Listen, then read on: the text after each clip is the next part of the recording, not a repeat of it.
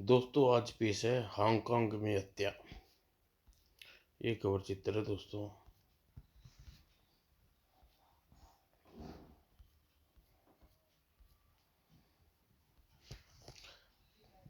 Private detective Vinod Rana काम के से घबराकर कुछ दिन आराम करने के लिए हांगकांग आया हुआ था। उसे समुद्र बहुत ही प्यार था, इसलिए हांगकांग में उसका अधिकांश समय समुद्र के तट पर गुजरता था। आज वे सुंदर तट पर अपना तौलिया बिछाकर लेटा हुआ था। इस समय उसकी दृष्टि 3 बच्चों पर थी, जो एक रबड़ की किश्ती से तट से थोड़ी दूर पर तैर रहे थे। अचानक समुद्र में एक विशाल लहर उठी और बच्चे किश्ती से उल्ट गई। 2 बच्चे वो तैरना नहीं जानते थे, अतः वह पानी में तैरने लगे। लेकिन तीसरा तैरना जानते थे, वह तैरने लगे। तीसरा अनाड़ी था, वह गोते खाने लगा। तट पर शोर मच गया। अरे कोई उन बच्चों को बचाओ, वे डूब रहा है। तभी विनोद ने अपनी जगह से उठा और समुद्र में छलांग लगा दी। उल्टी हुई किश्ती के निकट पहुंचकर उसने पानी में गोता लगाया। वह तेजी से तैरता हुआ समुद्र में बढ़ रहा था। बच्चा डूब गया था। तट के निकट पानी अधिक साफ नहीं था, इसलिए विनोद को कुछ नजर नहीं आ रहा था। काफी कोशिश करने के बाद उसका हाथ बच्चे के सिर से टकराया। उसने बच्चे को थाम लिया और बच्चे को लेकर वह सतह पर उभरा तो तट पर लोग खुशी से लकने लगी। आह, उस बहादुर व्यक्ति ने बच्चे को बचा लिया। आह, मेरा बच्चा बच गया। और 5 मिनट बाद विनोद बच्चे को तट पर लेकर आया। बच्चा जीवित था मगर बेहोश था। मेरा बच्चा। और तभी पुलिस वहां पहुंची, साथ ही एक एम्बुलेंस भी थी, पहुंच गई। तुरंत ही बच्चे को अस्पताल पहुंचा दिया गया। अखबार का एक रिपोर्टर अपना कैमरा लिए वहां घूम रहा था। वेरी गुड मिस्टर, आपने तो कमाल कर दिया। आप 10 मिनट से अधिक पानी आप 10 मिनट से अधिक पानी के नीचे रहे। मैं उससे भी अधिक देर के तट पर पानी तक अंदर रह सकता हूँ। आप इंडियन हैं? जी हाँ, लेकिन मैं हर वर्ष घूमने के लिए हांगकांग आता हूँ। यह मेरा 15वां चक्कर है। लगता है आप प्रोफेशनल डाइवर है? जी नहीं, मैं प्राइवेट डिटेक्टिव हूँ। तैरना मेरी हॉबी है। मैं लगातार 6-7 घंटे समुद्र में तैर सकता हूँ और बीमा 20-25 मिनट बिना ऑक्सीजन के पानी के अंदर रह सकता हूँ। फिर तो आप एक्स्ट्रा ऑर्डिनरी इंसान हुए। आपका इंटरव्यू अपने अखबार में छापूंगा। Thank you mister reporter. अगले दिन अखबार में विनोद का इंटरव्यू छपा, जिसे देख के तारीफों के पुल बंद थे। उसकी तैराकी की क्षमता का भी जिक्र था। उसे सुपरमैन कहा जा रहा था। कुछ ज्यादा ही प्रशंसा कर दी बंदे ने। उसी रात विनोद को एक रेस्टोरेंट में डिनर ले रहा था। Hello mister Vinod Rana. Hello. लड़की बेतुकी से उसकी टेबल पर बैठ गई। मेरा नाम आप कैसे जानती है? आपका तो पूरा हांगकांग जान चुका है। आज अखबार में आपकी तस्वीर छपी है। बाय द वे, मेरा नाम दुली है। खुशी हुई आपसे मिलकर। फिर तो हम डिनर साथ कर सकते हैं। और फिर कुछ देर बाद दोनों दोस्त बन गए और डिनर के लिए समुद्र तट पर टहलने लगे। डिनर के बाद चांदनी चांद की रोशनी में समुद्र कितना सुंदर लगता है। हाँ, बहुत सुंदर। और कुछ देर बाद ठंडी रेत पर बैठे गए। अचानक जूली बोली, क्या आप 30-35 लाख डॉलर कमाना चाहते हैं? 30-35 लाख? जी हाँ, मगर आप मेरे साथ इतना धन कमा सकती हैं। आप बैंक लूटना चाहती हैं क्या? जी नहीं, मैं समुद्र में डूबा हुआ एक सूटकेस तलाश करना चाहती हूँ, जिसमें हांगकांग का के 1 करोड़ डॉलर है। आप मजाक कर रही हैं? बिल्कुल नहीं। देखिए, मैं आपकी पूरी बात बताती हूँ। यद्यपि घटना मैंने अपनी आंखों से नहीं देखी, लेकिन फिर भी मैं आपको बताने की कोशिश करती हूँ। बताइए। जूली ने एक कहानी सुनाई आरंभ कर दी। 10 वर्ष पहले की बात है। मेरा भाई जेरी हांगकांग का एक व्यापारी प्राइवेट एक व्यापारी के प्राइवेट विमान में पायलट था। और एक दिन व्यापारी मेरे भाई को अनुजा देश चलने के लिए कहा। जैरी विमान तैयार है ना? हमें अभी अनुजा देश चलना है। विमान तैयार है सर। तो जल्दी उड़ान भरो, मुझे $1 करोड़ भरा सूटकेस अनुजा पहुंचवाना है। और कुछ देर बाद विमान फिजा में था। अपने बॉस को बॉस का भी क्या भाग्य है, $1 करोड़ सूटकेस में लेके घूम रहा है। और विमान समुद्र के तट के ऊपर उड़ रहा था कि अचानक उसमें कुछ खराबी उत्पन्न हो गई। ओह, क्या हुआ जेरी? इंजन में कुछ गड़बड़ है हो गई सर, प्लेन कंट्रोल से बाहर हो रहा। ओह, विमान अचानक कंट्रोल से बाहर हो चुका था। और कुछ क्षण बाद विमान अनुजा के निकट समुद्र में जा गिरा। और इस घटना पर जेरी किसी प्रकार बच गया, लेकिन व्यापारी मारा गया। जेरी पानी की सतह पर उभरा, उसके हाथ में $1 करोड़ भरा सूटकेस भी था। बॉस तो मर गया, अब $1 करोड़ मेरे हैं। और भारी सूटकेस संभाल पाना, तैरना कठिन था। पहला काम अपनी जान बचाने का है। सूटकेस को समुद्र में छिपा देता हूँ, अगर बच गया तो वापस आकर निकाल लूंगा। और समुद्र में छिपाने के लिए वह समुद्र में गोता लगाया। और फिर कुछ ही देर बाद सूटकेस छिपाकर वह सतह पर आ गया। अब कोई स्टीमर या शिप इधर से गुजर तो जान बच सकती है। भाग्य ने उसका साथ दिया। स्टीमर उधर से निकला। Help help. और जेरी स्टीमर पर चढ़ गया, बच गया, थैंक गॉड। लेकिन जेरी बचा नहीं, बल्कि एक और मुसीबत में फंस गया। बचने वाले लोग वास्तव में तस्कर थे। कुछ देर में पुलिस का स्टीमर रास्ता रोक लिया। पुलिस और मुकाबला किया, दाएं दाएं दाएं। और लेकिन पुलिस अधिक देर तक मुकाबला नहीं कर सके, उन्हें हथियार डालने पड़े। जेरी भी पुलिस के तस्कर समझ लिया। अब क्या हो रहा है, मैं इनमें से नहीं हूँ, ये सच है। सभी ऐसा कहते हैं, चलो। और अनुजा की अदालत में 10 वर्ष की सजा सुनाकर जेल में ठूस दिया। 10 वर्ष बहुत होते हैं, लेकिन $1 करोड़ मिलने की प्रतीक्षा में यह समय गुजार जाएगा। जेल में छूटते ही समुद्र में जाकर सूटकेस निकाल लूंगा, शेष जीवन ऐश करूंगा। जहां मार्क नाम का एक अन्य कैदी जेरी से दोस्ती हो गई। जेल के 4 वर्ष गुजारने के बाद जेरी भी सख्त बीमार हो गया। उसने अंतिम क्षण में पहुंच गया। मार्क, अब मैं नहीं बच सकता, मरने से पहले तुम्हें एक राज बताना चाहता हूँ। फिर मार्क ने खजाने का राज बताकर मेरा भाई जेरी मर गया बेचारा, लेकिन मुझे $1 करोड़ प्राप्त करने का रास्ता बता गया। और उसके 6 वर्ष बाद मार्क अनुजा जेल से छूटा और मुझसे आकर मिला। मिस जूली, आपके भाई ने मुझे खजाने के का राज बताकर वचन लिया था कि मैं उस खजाने का आधा हिस्सा आपको दे दूं।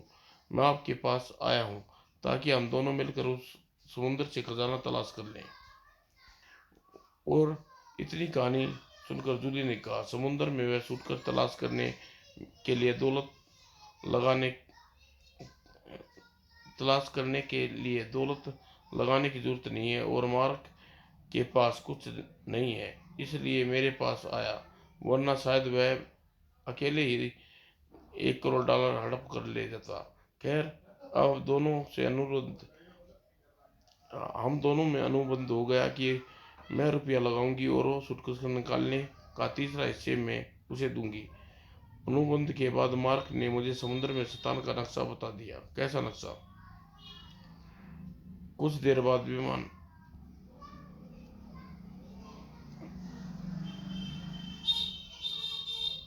खजाने का नक्शा मेरे भाई ने जहां पानी में बैग छुपाया था, उस जगह का नक्शा उसने मार्क को बता दिया था। कहानी दिलचस्प है, लेकिन अगर इसे सच भी मान लिया जाए तो जरा सोचो, वह रुपया 10 वर्ष पानी में रहा हो, अब वह गल नहीं चुका होगा। मैं रुपया वाटरप्रूफ सूटकेस में है, इसलिए अभी तक सुरक्षित है। ऑल राइट, अब यह बताइए, आप मुझसे क्या चाहती हैं? मैं आपको अपना पार्टनर बनाना चाहती हूँ, तीसरा पार्टनर। आप मेरे साथ वह सूटकेस तलाश में चलिए, अगर वह मिल गया तो आपको तीसरा हिस्सा दूंगी। पेशकश तो दिलचस्प है, लेकिन पार्टनर बनाने के लिए आपने मुझे ही क्यों चुना? इसलिए कि आप एक बहादुर और बेहतरीन तैराक है, गोताखोर है। सूटकेस पानी के अंदर तलाश करना है, इसके लिए आप जैसा ही साथी चाहिए। आपने कहा कि सूटकेस अनजान समुद्र में है। जी हाँ, वह अन, अनुजा अनुजा के समुद्र की खाड़ी में है। तो मैं बता दूं, अनुजा की सरकार अपने समुद्र में अजनबियों को पसंद नहीं करती। मैं जानती हूँ, लेकिन दौलत प्राप्त करने के लिए हम कुछ खतरा उठाना पड़ेगा। आप तो जासूस है, आप खतरों से बिल्कुल नहीं घबराना चाहिए। मैं खतरों से कभी नहीं घबराता। आप मुझे सोचने के लिए कुछ समय दीजिए, मैं कल जवाब दूंगा। ठीक है, लेकिन मेरे पास ज़्यादा समय नहीं है। कल तक आप ज़रूर फैसला कर लीजिए। मैं जानती हूँ आप समुद्र तट पर बनी कॉटेज में ठहरे हैं। मैं कल सुबह ही आपसे आके मिल लूँगी। ओके, अब मैं यहाँ से चलता हूँ। और जूली उठकर अपने रास्ते चली गई। विनोद भी टहलता हुआ अपने कॉटेज की ओर जा रहा था। अचानक, अरे क्या बात है? बॉस तुम्हें बात करना चाहते हैं। कौन है तुम्हारा बॉस? तभी गाड़ी के निकट आकर रुकी। गाड़ी में अंदर बैठो विनोद। चलो, चुपचाप आकर अपनी को कोई नुकसान नहीं पहुंचाना जाएगा। विनोद गाड़ी में बैठना पड़ा। आप कौन है? मुझे कैसे जानते हैं? मेरा अपहरण क्यों कर रहे हैं? हम आपका अपहरण नहीं कर रहे। हम तो यह जानने का सवाल तो हिंदुस्तान में सुपर जासूस विनोद राणा कौन नहीं जानता। भाई देवी, मेरा नाम फिजचुंग है, लेकिन आप केवल कह सकते हैं फिन कह सकते हैं। ऑल राइट मिस्टर फिन, आप मुझसे क्या चाहते हैं? मैं आपको यह बताना चाहता हूँ कि हांगकांग में पिज़्ज़ा आपके लिए ठीक नहीं है, इसलिए आप वापस हिंदुस्तान चले जाइए। यह क्या बात हुई? मैं अपनी मर्जी। आपको मेरी चिंता की तो कोई जरूरत नहीं है। मैं आपको सवालों का जवाब देने के मूड में नहीं हूँ। केवल इतना समझ लीजिए कि हांगकांग से चले जाने में आपकी भलाई है, और अगर न जाऊँ तो आप नुकसान में रहेंगे। मैंने आपको चेतावनी दे दी है, आगे आपकी इच्छा। मेरा काम खत्म हुआ, अब आप गाड़ी से उतर सकते हैं।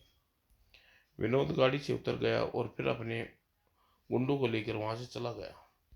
अजीब आदमी था, भला मेरे हांगकांग में रहने से उसे क्या कष्ट है? और विचारों में खोया हुआ वह अपने कॉटेज में पहुंचा, और भीतर कदम रखते ही वह हिल हिलकर रह गया। आइए मिस्टर विनोद, आप कौन है और मेरे कॉटेज में क्या कर रही हैं? आपकी प्रतीक्षा कर रहा हूँ। आप जूली नाम की लड़की से मिल कर आ रही हैं। उसने आपको समुद्र में डूबे एक सूटकेस की कहानी सुनाई होगी। पहले यह बताओ, तुम कौन हो? मैं मार्क हूँ, मार्क आलगर्ट। जूली ने मेरे बारे में बताया होगा। आप आराम से बैठकर मेरी बात सुनिए। हाँ, बताया था, लेकिन अब मुझे क्या बत, क्या बताने आई हो? विनोद बोला, बैठ गया। जूली ने आपको जो कहानी सुनाई वह सच है मिस्टर विनोद, लेकिन जूली ईमानदार नहीं है। वह मुझे धोखा देकर अपने तौर पर खजाना तलाश करना चाहती है। उसका प्रेमी हार्डी उसके साथ है, और वह आपको इस्तेमाल करना चाहती है। मैं चाहता हूँ कि हम उससे पहले जाकर दौलत प्राप्त कर ले। हम कौन? मैंने मैंने भी अपनी एक टीम बनाई है विनोद साहब। मेरे साथ एक लड़की है जिसका नाम स्वीटी है, और एक पुरुष है जिसका नाम चार्ली है। हम तीनों पार्टनर हैं। तो फिर मैं आपके साथ कहाँ फिट होता हूँ? हम आपको एक हम आपको एक तैराक और गोताखोर की हैसियत से साथ ले जाना चाहते हैं। आपको पानी में नीचे सूटकेस तलाश करना होगा।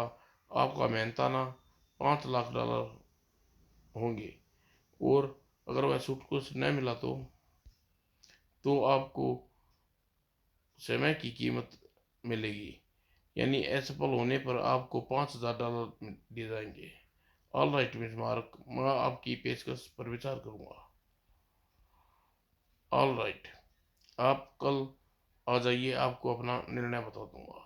लेकिन यह याद रखिए, आपके पास समय बहुत कम है। कल आप सुबह मुझे निर्णय से अवगत जरूर करा दें, उचित रहेगा। मार्क जाने लगा। जैसे ही वह दरवाजे की तरफ बढ़ा, सन्ना खिड़की का सीटा टूटा। विनोद घूमकर खिड़की की ओर देखा और फुर्ती से नीचे गिर गया और मार्क सावधान किया, बचो। लेकिन पिस्तौल से चली गोली चल चुकी थी। मार्क ने घूमकर खिड़की की ओर देखा। वह गोली छाती में लगी और पिस्तौल से 2 गोलियां और चली। नीचे गिरते ही मार्क मर गया और पिस्तौल वाला हाथ गायब हो चुका था। विनोद कुछ देर उसी तरह पड़ा रहा, फिर उठकर खिड़की के निकट गया और बाहर झांका। लेकिन बाहर कोई नहीं था। हत्यारा अपना काम करके भाग चुका था। एक बार विनोद सोचा कि बाहर जाकर हत्यारे की तलाश करे, लेकिन फिर उसे इरादा बदल दिया। हत्यारा के पास रिवॉल्वर है, बाहर अंधेरा है। अगर वह निकट ही कहीं छुपा होगा तो मुझे देखते ही गोली मार देगा। पुलिस को फोन करना चाहिए। आधे घंटे बाद पुलिस विनोद के कॉटेज में पहुंच गई और एक इंस्पेक्टर भी था। लाश का पोस्टमार्टम के लिए भेज दो। और सिपाही लाश को उठा ले गए। इंस्पेक्टर विनोद के निकट बैठते हुए बोला, अब मैं आपसे विस्तार से सब कुछ बताइए मिस्टर विनोद। विनोद ने पूरी घटना सुना दी। यह नहीं बताया कि मार्क उससे क्यों मिलने आया था। और बाद में इंस्पेक्टर बहुत देर तक विनोद से तरह तरह के सवाल पूछता रहा। फिर उठकर बोला, ओके मिस्टर विनोद, अब मैं चलता हूँ। लेकिन मेरी प्रार्थना है कि आप हमसे कुछ छिपाने की कोशिश न करें। हम हत्यारे को जल्द से जल्द पकड़ लेंगे। विनोद इंस्पेक्टर को छोड़ने दरवाजे तक आया। इंस्पेक्टर साहब, आप जानते हैं मैं प्राइवेट डिटेक्टिव हूँ। मैंने हमेशा कानून की सहायता की है। मैं हत्यारे को पकड़ने में आपकी पूरा सहयोग दूंगा। लेकिन यह भी कोशिश करूंगा कि हत्यारे को तलाश करके आपके हवाले कर दूं। थैंक्स विनोद साहब। सुबह फिर आपसे मिलने आऊंगा। इंस्पेक्टर के जाने बाद विनोद बिस्तर पर सोने के लिए लेट गया। लेकिन मस्तिष्क में आज का दिन भर की घटना से उलझा हुआ था। रात 2 बजे मार्क का हत्या कौन कर सकता है, जूली या फिन? अचानक दरवाजे पर दस्तक हुई और विचारों की श्रृंखला टूटी। ओह, विनोद कोई खतरा मोल नहीं लेना चाहता था, इसलिए खोलने से पहले अपना रिवॉल्वर हाथ में ले लिया। दरवाजा खोलते ही पेट्रोल की नाल नाल आने वाले की तान दी। आप कौन हैं? पहले यह पिस्तौल हटाइए मिस्टर विनोद। विनोद ने पिस्तौल गाउन की जेब में रख ली। यह भी मेरा नाम जानती है, यानी इस समय अमेरिका का राष्ट्रपति से अधिक परिचित हूँ। और भीतर आकर लड़की सोफे बैठ गई और विनोद के सामने बैठ गया। अब बताइए आप कौन है? मैं स्वीटी हूँ। मार्क ने मेरे बारे में आपको बताया होगा। जी हाँ, मार्क ने मुझे अपने दोनों पार्टनर के नाम बताए थे और साथ ही अपने मिशन भी बताया था। जो इसे अफसोस है वह बेचारा मारा गया। मार्क की मौत तो मुझे भी दुख है, लेकिन मुझे उसकी पेशकश स्वीकार कर ली थी। आपका मतलब शायद $1 करोड़ से है जो समुंदर। जी हाँ, मेरा मतलब उसी से है। मार्क की मौत के बाद यह जरूरी हो गया कि हम जल्दी से विमान पर रवाना हो जाएं। स्वीटी उसकी बात काटते हुए कहा, क्या आपको मालूम है मार्क ने मुझे क्या पेशकश दी थी? मुझे पता है, लेकिन यह इस समय मैं आपको उससे भी बड़ी पेशकश करने आई हूँ। आपको $30 लाख पेशकश करती हूँ, यानी मार्क की मौत हो जाने के बाद हम अपना तीसरा पार्टनर बनाना चाहते हैं। क्यों? आप मुझे अपना पार्टनर क्यों बनाना चाहती हैं? इसलिए कि आप जासूस हो और हर तरह की परिस्थितियों से निपटने की समक्ष है। सबसे बड़ी बात कि आप बहुत अच्छे तैराक हैं। क्या आप दूसरे साथी चार्ली मुझे पार्टनर बनाने के तैयार है? यस मिस्टर विनोद, मैं तैयार हूँ। और चार्ली ने घूमकर देखा। चार्ली? ओह, ये चार्ली है। दाल रोटी खाओगे या फिर दाल चावल? रोटी। चार्ली आकर सोफे पर बैठते हुए बोला, मैंने बाहर खड़े होकर आपकी बातें सुनी हैं। मैं आपको तीसरा पार्टनर बनाने के लिए तैयार हूँ मिस्टर विनोद, मगर आप हमारा साथ देने के लिए तैयार तैयार तो है ना? विनोद टालने के उद्देश्य से कहा, आप मुझे सोचने के लिए कुछ समय दीजिए, मैं आपको कल जवाब दूंगा। तो कल आप मेरे होटल में आ जाइए, आपको वहीं वहीं मैं आपको पता बता देती हूँ। ओके। और स्वीटी और चार्ली जाने के बाद मैं कुछ विचित्र दिलचस्प परिस्थितियों में गिर गया हूँ। समुद्र में पड़े सूटकेस की तलाश करना रोमांच का काम है, लेकिन अपना काम मार्ग के हत्यारे का तलाश करना है। और हत्यारा जूली, स्वीटी और चार्ली, इनमें से कोई एक हो सकता है। हत्यारे तक पहुंचने के लिए मुझे इनके अभियान में शामिल होना पड़ेगा, लेकिन सवाल यह है कि किसका साथ दूं, जूली या स्वीटी चार्ली का। यह सोचते ही वह सो गया। सुबह इंस्पेक्टर मिलने आया। आइए मिस्टर इंस्पेक्टर, आपका हत्यारे का कुछ पता चला? हत्यारे का तो कुछ पता नहीं चला, लेकिन मरने वाले की पहचान हो गई है। उसका नाम मार्क आलट था। वह कुतुनपुर यानुजा से यहाँ आया था। यह भी पता चला है कि वह ब्लैक रोज ब्रदर्स उस पर नजर रखे हुए थे। मेरा अनुमान है उसी ने मार्क की हत्या की है। यह ब्लैक रोज ब्रदर कौन है? ब्लैक रोज ब्रदर्स अपराधियों का, तस्करों का संगठन है। संगठन का निशान काला गुलाब, जो हर एक सदस्य की कलाई पर गुदा रहता है। और इस समय आपको उस संगठन से सावधान करने आया हूँ। मुझे क्यों? हो सकता है ब्लैक रोज ब्रदर्स आपको मार्ग के साथ ही समझ रहे हो हटाने की कोशिश, अतः आप सावधान रहिए। मशवरे के लिए धन्यवाद इंस्पेक्टर साहब। और कुछ देर बात करने के बाद इंस्पेक्टर चला गया। इंस्पेक्टर के जाने बाद विनोद सारे दिन जूली की प्रतीक्षा करता रहा। उसने फिर निर्णय लिया वह जूली के साथ उस सूटकेस की तलाश में जाएगा। लेकिन सारा दिन बीत गया, जूली नहीं आई। रात के 8 बजे जूली अभी भी नहीं आई। मैं उसे रेस्टोरेंट में चलकर देखता हूँ जहाँ कल मुलाकात हुई थी। और विनोद रेस्टोरेंट में पहुंचा। जूली वहाँ मौजूद थी।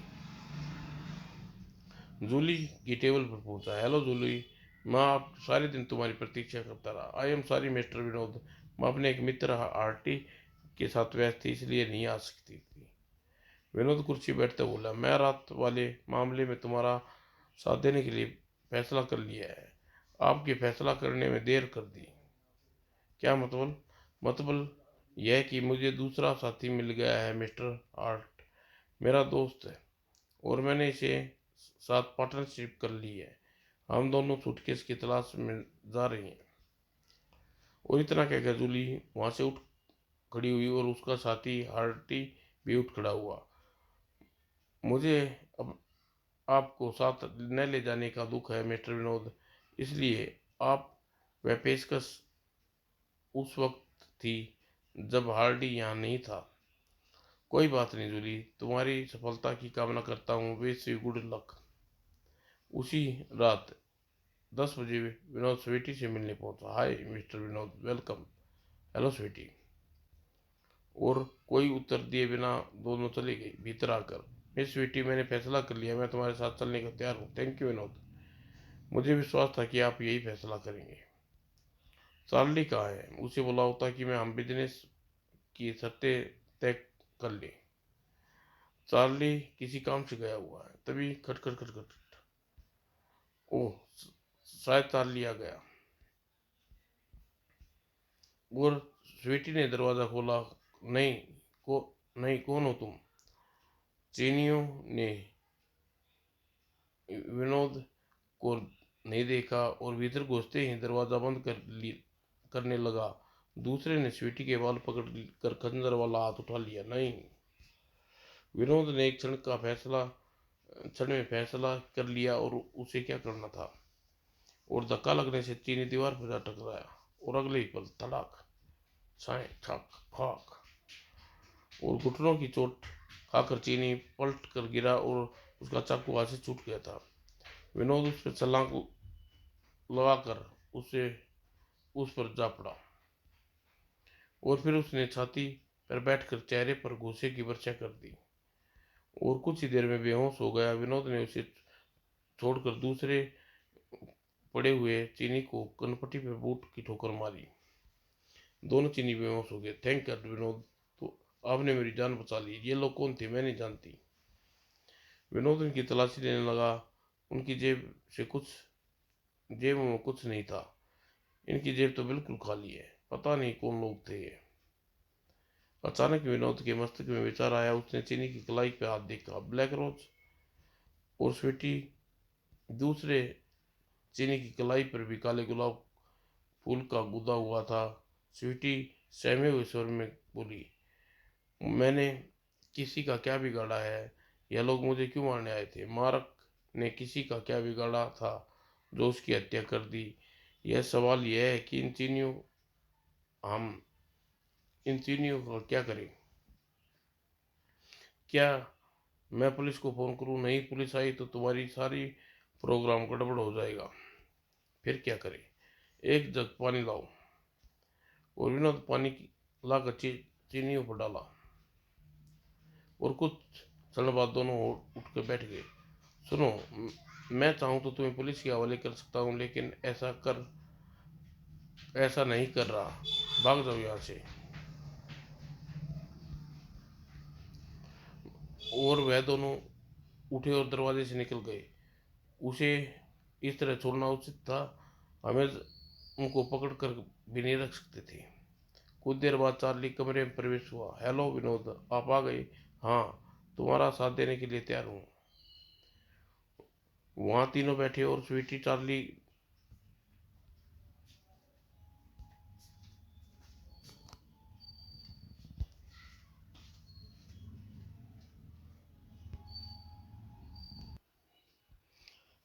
वह ब्लैक रोज ब्रदर्स के आदमी थे। तुमने इस संगठन के बारे में सुना है? हाँ सुना है, मगर उसकी हमसे क्या दुश्मनी?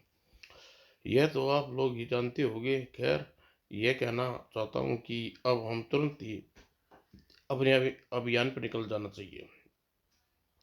मैं भी यही चाहता हूँ। मुझे तो पता चला है कि जूली अपने प्रेमी हार्डली के साथ अनुजा खाड़ी जा रही है। हम उससे पहले ही वहां पहुंचना होगा। हमें उससे पहले हम उससे पहले पहुंचेंगे। चार्ली, जूली और हार्डी को मैं संभाल लूंगा, मगर तुम दोनों मेरी भी एक बात माननी होगी। कहिए। अभियान का सारा प्रबंध व प्लानिंग मैं अपने ढंग से करूंगा।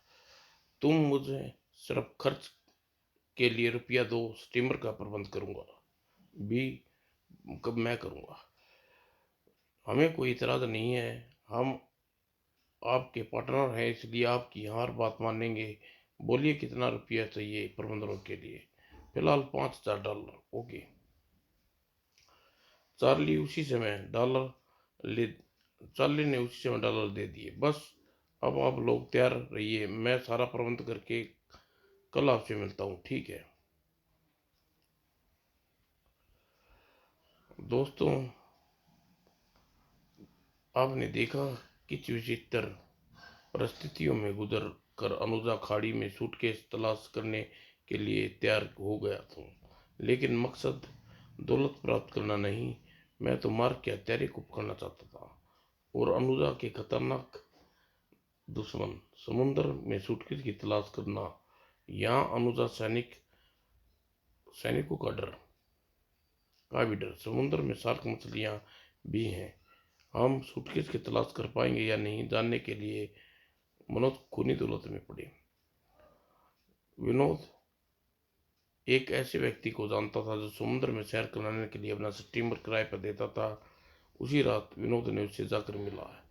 हेलो डीन, क्या हाल है? ठीक है मास्टर। क्या समुद्र सैर का इरादा है? हाँ, लंबी सैर का। मैं तुम्हारा स्टीमर 1 महीने के लिए किराए पर लेना चाहता हूँ। मिल जाएगा मिस्टर। तो फिर तुम यात्रा की तैयारी करो। जरूर जरूरत का सारा सामान स्टीमर में भर लो। हम चार हम 3-4 आदमी होंगे। और सुना है गोताखोरी का भी सारा मॉडर्न सामान चाहिए होगा। सारा प्रबंध हो जाएगा मास्टर। और विनोद डीन को कुछ रुपये एडवांस देते हैं और फिर अन्य निर्देश भी देता हुआ बोला, कल कल तक तैयारी हो जानी चाहिए डीन। हो जाएगी मास्टर। और निर्देश देने के बाद विनोद वापस चल दिया और काफी संतुष्ट था। समाप्त दोस्तों।